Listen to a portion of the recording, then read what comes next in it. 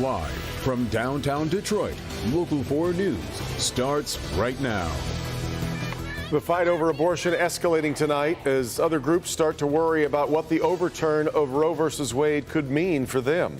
We begin tonight at 10 with the fallout from that leaked Supreme Court draft opinion suggesting Roe v. Wade is in jeopardy. Right now, lawmakers in Washington and here in Michigan are plotting their next moves. Today, 6 Michigan prosecutors filed a brief supporting a lawsuit initiated by Governor Whitmer.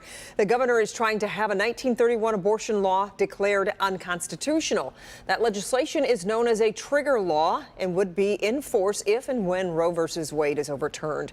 Several county prosecutors, including Michigan's Attorney General, say they would not pursue charges based on that law, but others could do so. Governor Whitmer says there are 2 tracks that could preserve abortion rights in Michigan, and voters could play a big role. Well, the thing that I can do is to file this lawsuit and pursue it every step of the way. We also know that there is a ballot initiative that signatures are being collected for to amend our Constitution. This is an opportunity for us to take that action as well. We don't know which one ultimately could be successful. We think we've got a high possibility on both fronts, but we've got to pursue both fronts because this is a dire moment in our country, and certainly we are on the front line of it right here in Michigan. If a constitutional amendment gets on the ballot, it's likely Right to Life forces will try to mobilize their voters to make sure it doesn't pass. The U.S. Supreme Court isn't expected to issue its formal ruling until late June or July. As the court nears a final opinion, there are new concerns tonight. LGBTQ rights could also be jeopardized if the majority of justices toss out Roe. Our Pamela Osborne is live tonight in Detroit. And Pamela, you just spoke to LGBTQ Detroit and more on their takeaways from all of this. That's right. Every week they're meeting with about 60 different groups across the state, ready to strategize and really plan should they have to pivot to protect rights of other people in the state as well. They're also trying to engage voters here to let them know of what's at stake. Everyone should be concerned right about now. For the past year, Jaron Totten and fellow activists at LGBT Detroit have been mobilizing in the event of a challenge to Roe versus Wade. Totten saw the writing on the wall then and worries LGBTQ+ rights are next. Voting rights are being pulled back. Now the attack is on Roe versus Wade. And sure enough, the attack will be on marriage equality. It's a fundamental shift in American jurisprudence. On Wednesday, President Joe Biden expressed a similar concern. What are the next things that are going to be attacked? Because this MAGA crowd is really the most extreme political organization that's existed in American history. In 2015, the Supreme Court ruled making marriage equality a reality for all Americans. In the past, Justices Samuel Alito and Clarence Thomas have called for reviewing the landmark ruling. It's scary. It's scary thinking about how everybody is not equal, how everybody doesn't have the same liberties, the same freedoms. Tiana Burton knows there's no time to waste if they're going to protect the steps forward that have been made. That's not a privilege of ours to be able to sit and wait on different outcomes. We have to be ready. It's rapid response. And they are paying very close attention to the upcoming midterm elections here in the state. That's because in Michigan, there are candidates who are running for office that say if they were to get those seats, what they would do would be introduce legislation that would prevent classrooms from talking about sexual orientation or gender identity. And they, of course, do not want that to happen. Reporting live in Detroit, I'm Pamela Osborne, Local 4. Thanks for that report, Pam. We appreciate it. A 4-year-old boy, it's expected, is going to make a full recovery after being shot in a home downriver. Police said the boy's uncle was on the second floor of a home in Taylor when he accidentally fired his gun. The bullet went through the floor, hitting the 4-year-old who was down on the first floor. You know, the unfortunate thing, again, is we have a baby shot. Again, it falls on the parent and the gun owner. Gun owners, let's be more responsible, period. Police say there has been conflicting information from the family. They say his mother drove him around for hours instead of taking him right to the hospital. So all of that right now is under investigation. Meanwhile, a 10-year-old is accused of arson after police say he set a liquor store on fire in Muskegon County. That fire broke out last month at El Royal Party Liquor Lotto on Airline Highway in Fruitport Township. Police say nobody was hurt, but the building was a total loss. An investigation revealed a 10-year-old boy who was staying at a nearby hotel started that fire. Prosecutors say a petition was filed asking the juvenile court to take over the case to decide what's next for that child. Tonight, a Genesee County mother facing charges after investigators say several students got sick from eating drug-laced gummies.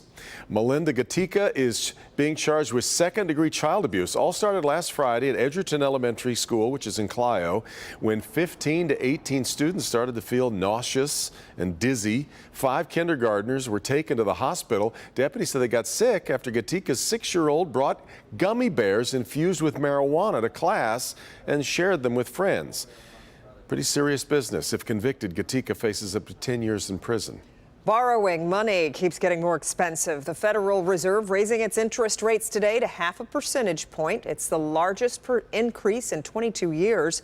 The policies outline the central bank's strategy to cool down the economy as rapid inflation continues. So that means your borrowing costs are likely to get higher. So mortgage rates, credit card interest, auto and student loans could all increase.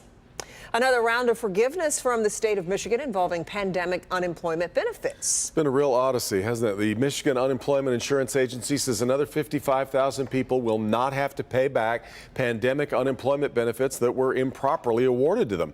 The amount of money involved? $431 million, so close to $500 million. To date, the UIA says it's already waived more than $4 billion in overpayment debt for more than 400,000 claimants. Now to a grim milestone reached at a stunning speed. The U.S. has surpassed 1 million deaths from coronavirus. It happened just 2 years and 3 months after the country confirmed its first COVID case. That's according to an NBC News analysis. Deaths have slowed in recent weeks, but about 360 people are still dying every day from COVID. Here in Michigan, cases are going back up. The state is reporting 18,945 new cases over the past 7 days. That's about 2,700 cases per day, an average of 700 more than the week before. And sadly, we've lost another 62 lives. Someone in Metro Detroit is about to let $1 million just slip away. Winning Powerball ticket expires just over 17 hours from now.